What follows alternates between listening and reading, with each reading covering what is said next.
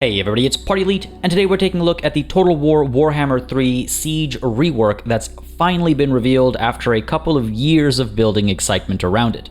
Between the video that dropped and the blog post that came with it, there are some elements that we all probably saw coming, especially after the gameplay reveal that showed Kislev fighting Khorne, and there are some elements that had been hinted at in recent trailers, while others are completely new revelations.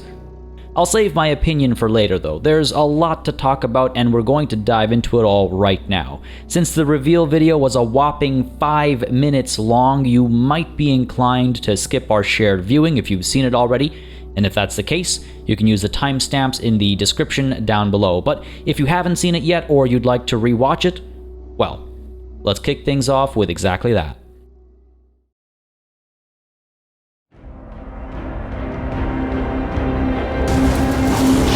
Sieging a settlement should not be an easy undertaking. Total War Warhammer 3 has reworked how sieges work, with new ways of attacking as well as defending. Every inch taken will cost dearly. Settlement maps are now larger, and we've introduced more variety of maps than in previous games. With the fall of the Turtle Gate, Miao Ying moves her army from the Snake Gate to Wei Jin in an attempt to bolster the city's defenses and drive Tzeentch out of Cathay.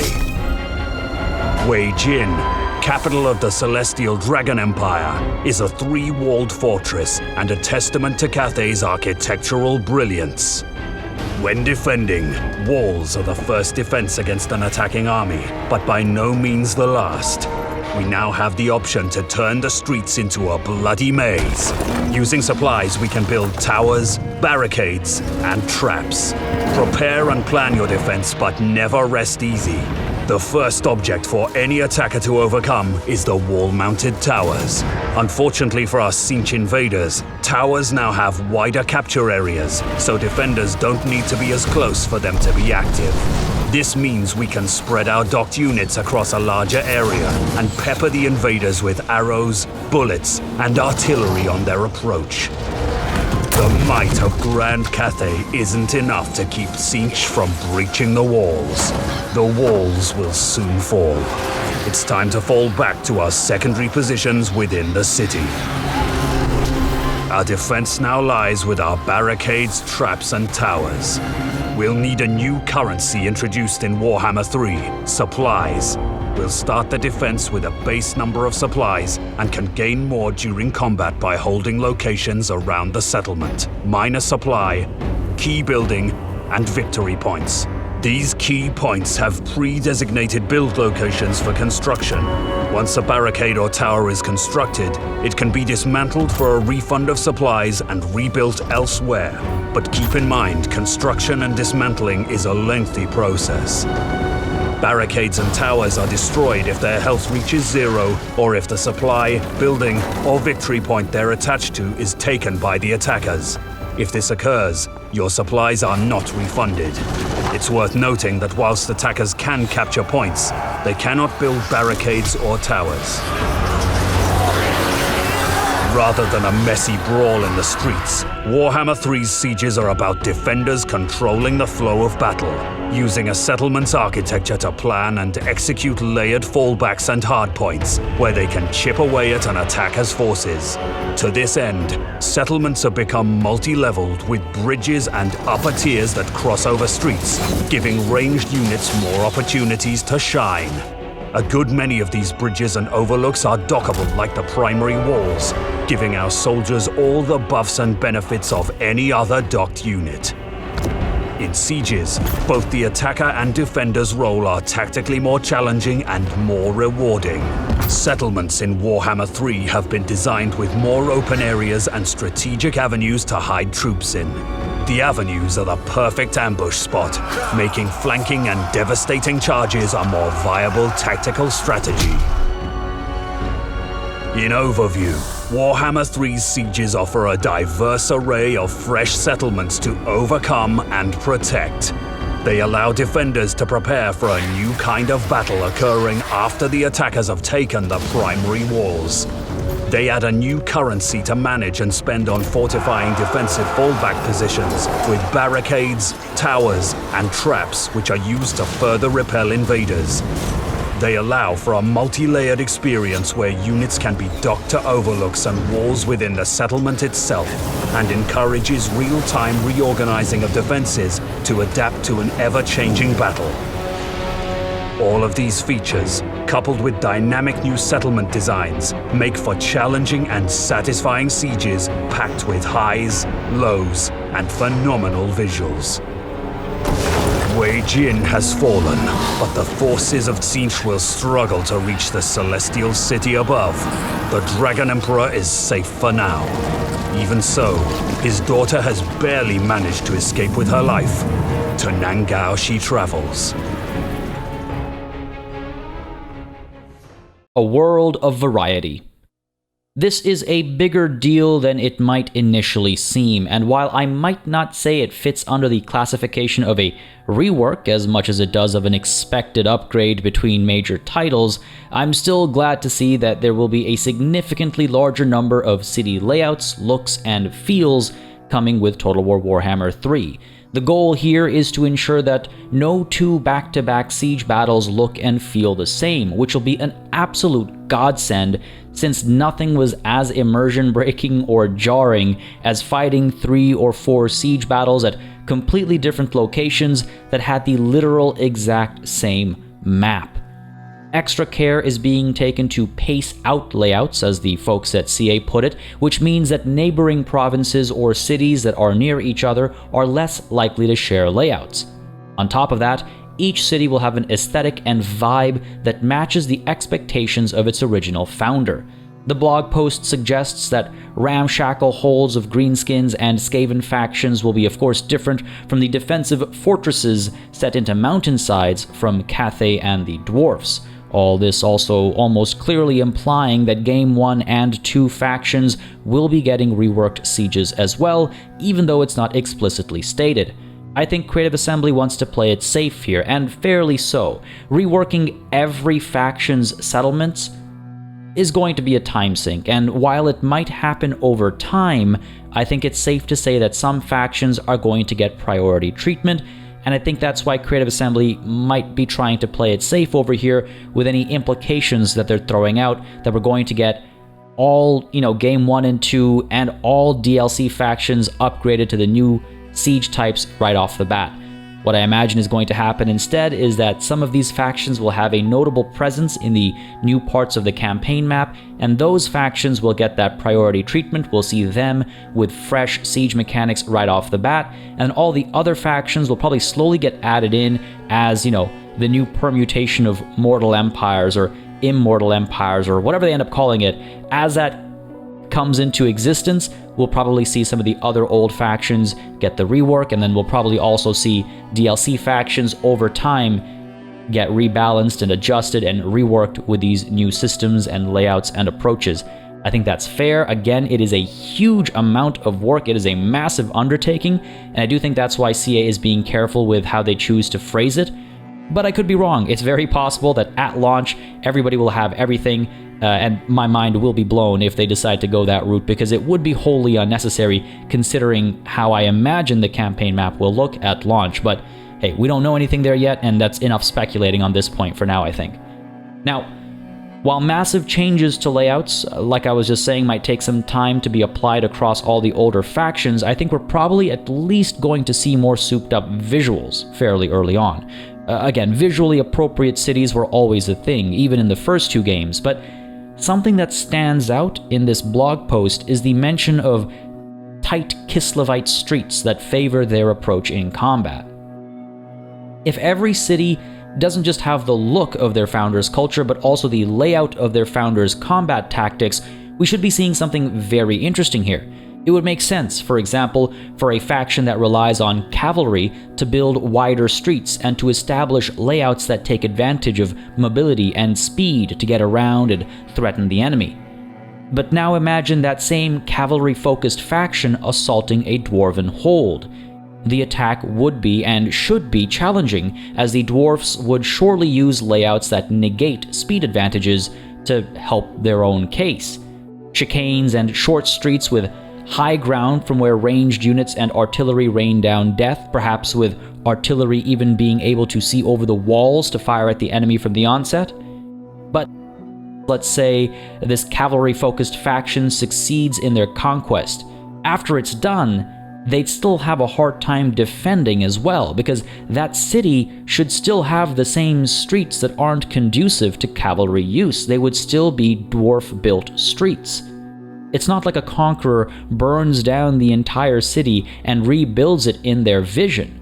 Now, maybe I'm reading too much into this one line over here, but to me, that is a sentence packed with implications, and if I'm reading it right, then we're looking at some really interesting potential challenges for the player as both attacker and defender. Basically, every culture's cities will provide a challenge to conquer and to defend, and so every fresh war will require a fresh approach, if not at least a slight adjustment.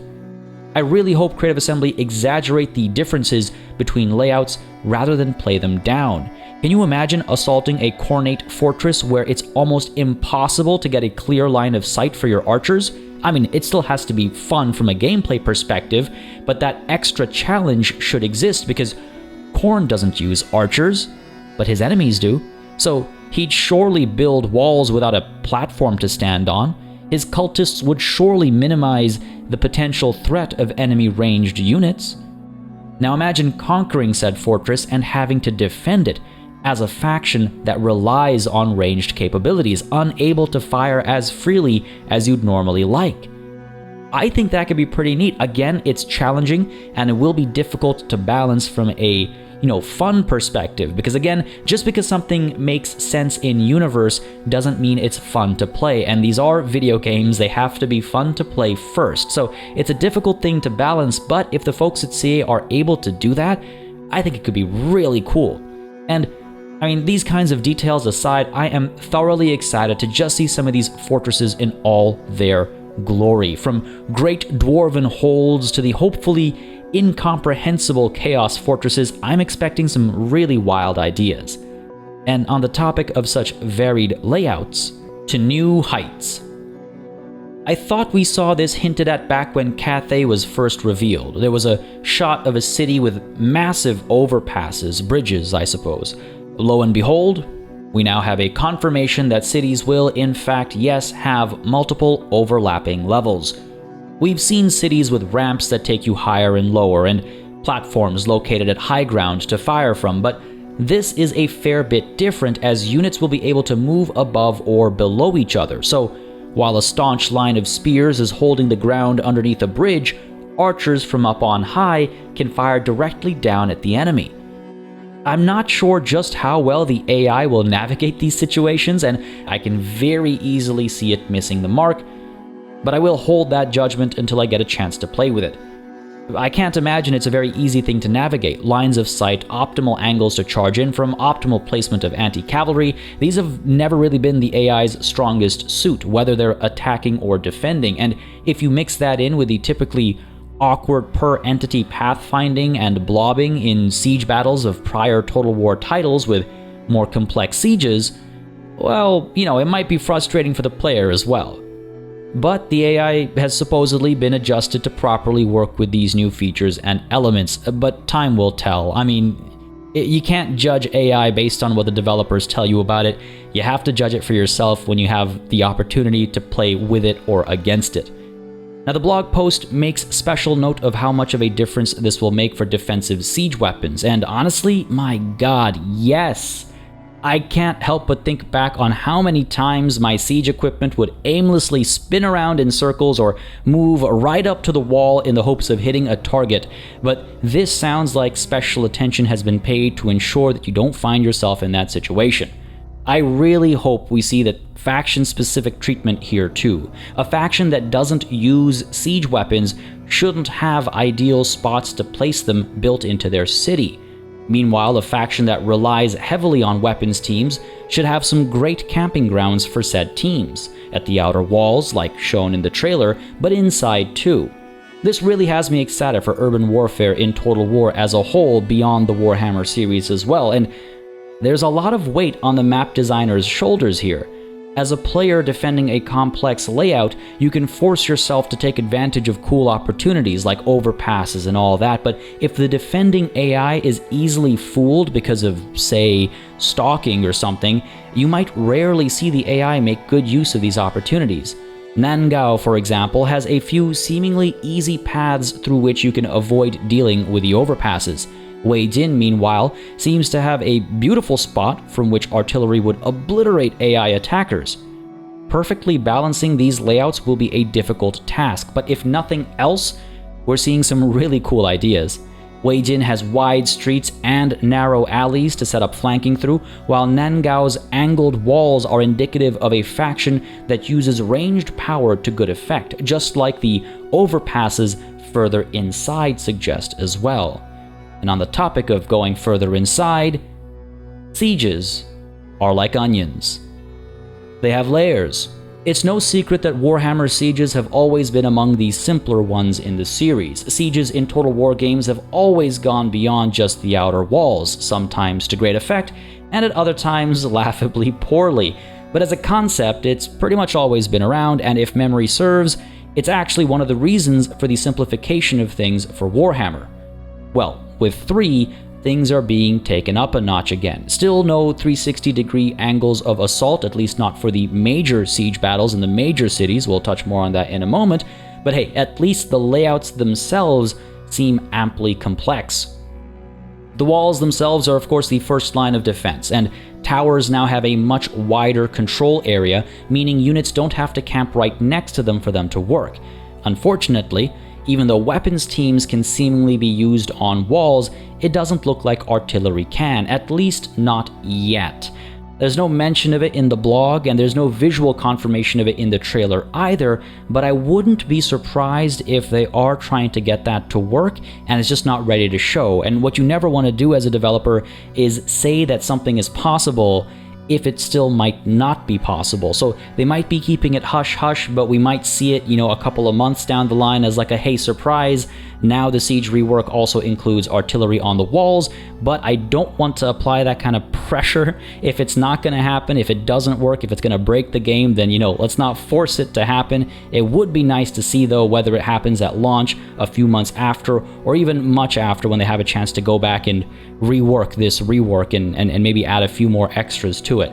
But as far as we can tell right now, there are no siege weapons on walls. But honestly, that might not even be that big of a deal because time at these outer walls might be fairly short-lived in Game 3.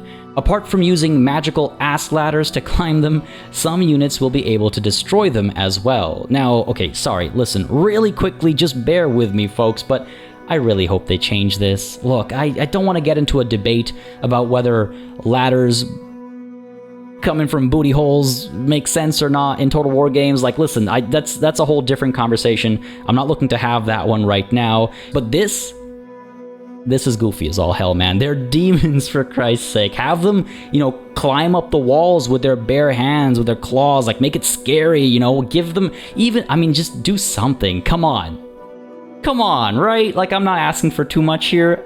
The generic wooden ladders for these demon spawns from hell, Anyway, I'm sorry. Moving on, though. Like the warp grinders, or perhaps sappers of old, walls are now susceptible to more than just artillery strikes and campaign map attacks from agents.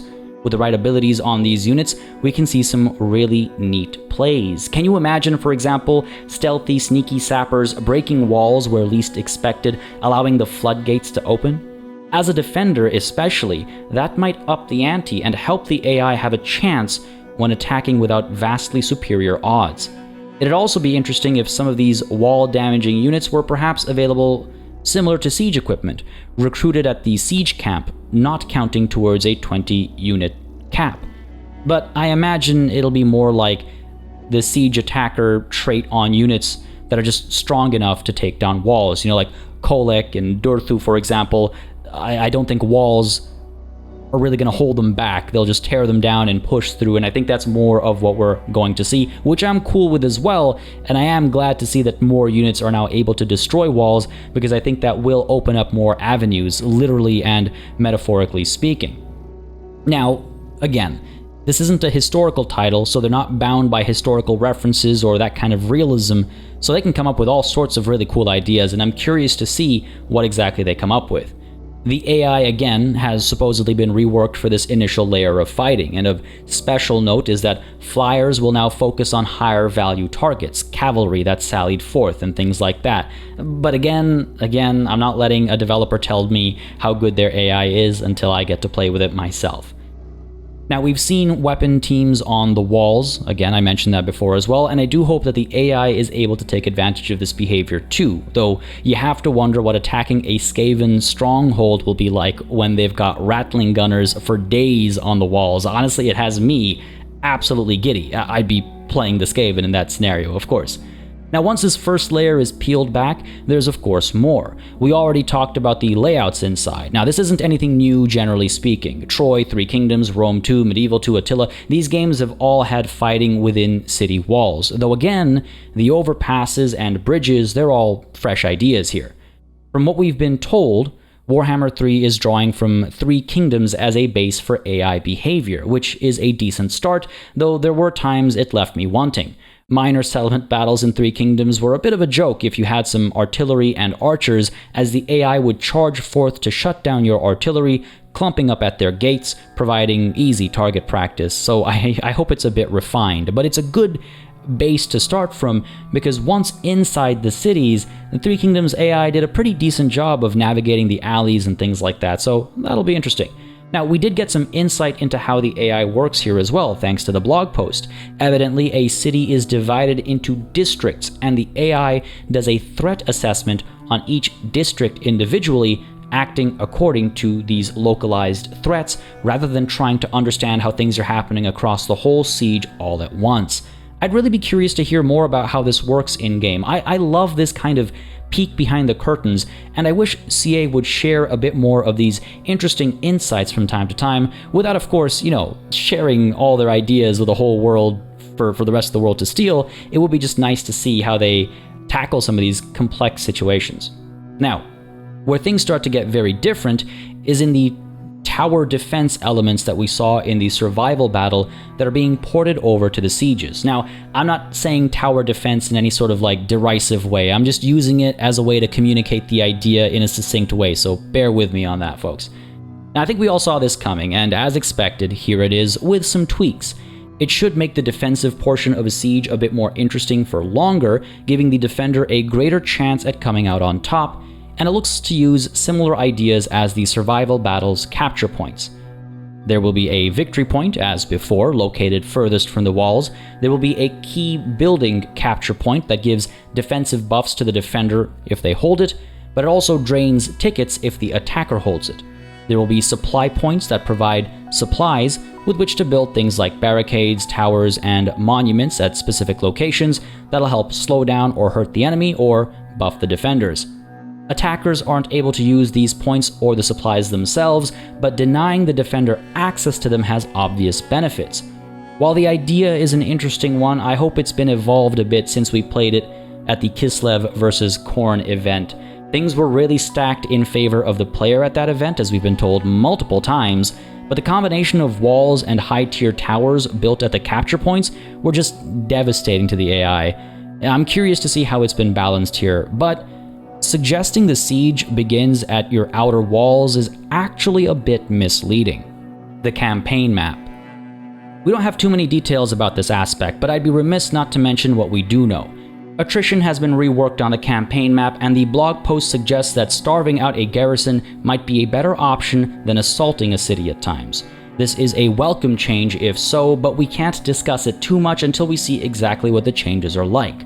On the flip side, the longer the attacker waits to assault, should they ultimately choose to attack despite waiting for so long anyway, the more supplies the defender will start with, giving them more of the resource they need to build barricades and towers and the like right off the bat. There's also particular mention of how smaller defensive forces will now be able to cause meaningful damage against larger enemy armies, and this is another thing I am particularly interested in seeing. I often enjoy fighting a siege defense that's a guaranteed loss, because there's still the opportunity to destroy enemy units that might cause me trouble down the line. With all these added options and tools, it sounds like these small defensive forces will have a better chance of accomplishing exactly that. There are also various buildings that can be built to help provide more supplies and presumably more supply generation during the battles themselves. So yes, whether attacking or defending, the battle over a city begins well before the fighting itself. Minor settlements and the Great Bastion. Minor settlements, when taking everything else into account, aren't a massive innovation here. It sounds like they more or less blend what we got with Thrones of Britannia with the supply system, that is to say, unwalled 360-degree attacks on settlements with on-the-fly defensive constructions and supply generation. The layouts are set to be as varied and unique as the major settlements we just discussed, and the idea is that these battles will likely be more frantic for the defender. Without walls to slow the enemy down, the initial amount of supplies available before they need to be used will be a lot lower, meaning the construction and demolishing of early structures is crucial to long-term success. The Great Bastion got a special mention as well. Naturally, a single wall makes more sense here since the Great Bastion isn't defending a settlement, but rather an enormous tract of land, and as one can imagine, the Great Bastion plays a key role in the Cathay campaign, something we'll learn more about in the future, I'm sure. So far, the conversation around it has been rather generic in that it'll be important for the campaign both on and off the battle maps, so I'll leave any major speculation for when we actually know, at least a little bit more. Sounds like it'll take all of the features we've talked about in this video and soup it up even further to give a truly epic scale, but like I said, I'm sure we'll see in due time.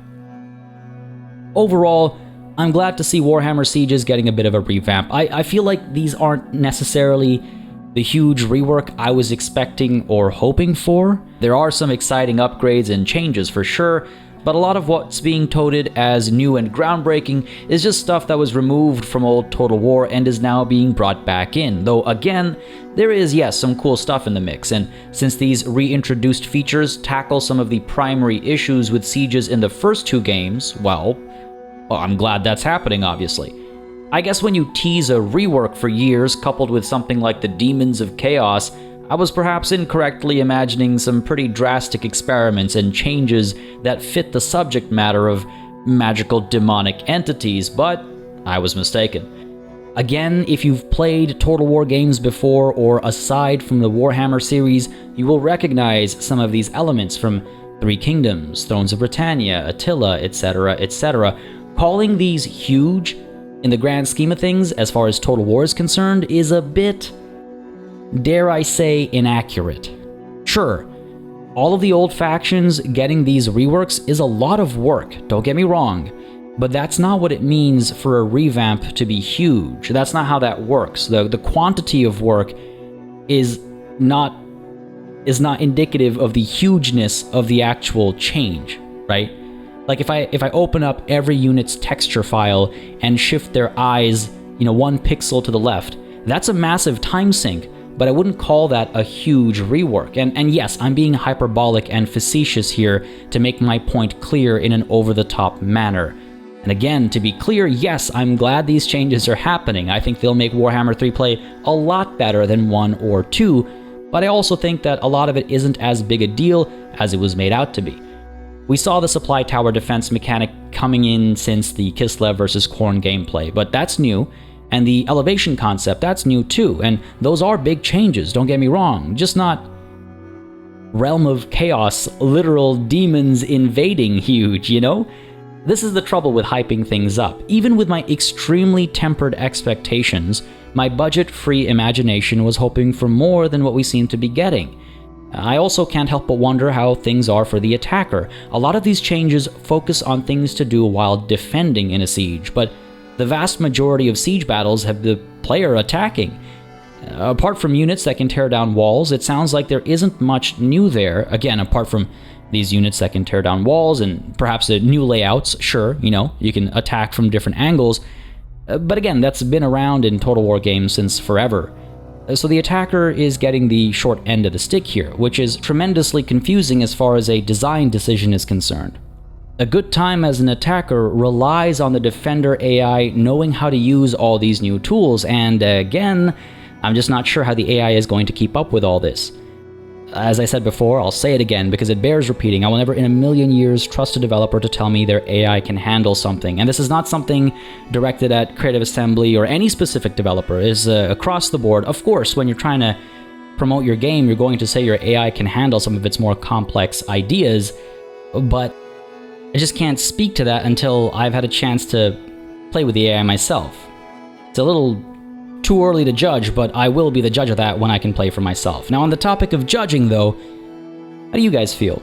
I'm very curious how some of you feel about these reworked elements. Some of you who've been playing Total War since forever, just as I have, and some of you who only got introduced to it through Warhammer and haven't played any other Total War games. Again, you know, what I love about Total War Warhammer is that it brought so many people from two fandoms together, and as somebody who's a fan of Total War and Warhammer separately, and as somebody who's wanted to see this marriage happen for so very long, I'm so glad that it did. But obviously, when it comes to things like this, I have a different perspective from some folks, and you'll see that commonly across the community that's grown and developed over here. There are some folks that have only ever played the Warhammer games, there are some folks who have only ever played the historical games, and there are some folks who've played everything, and everyone's sort of got a different opinion with regards to some of these changes that are coming or being brought back in after being removed from older titles. So I am very curious to hear your opinions and thoughts. I'd love to read them in the comments down below, so don't hesitate to leave them down there. Again, as I say, folks,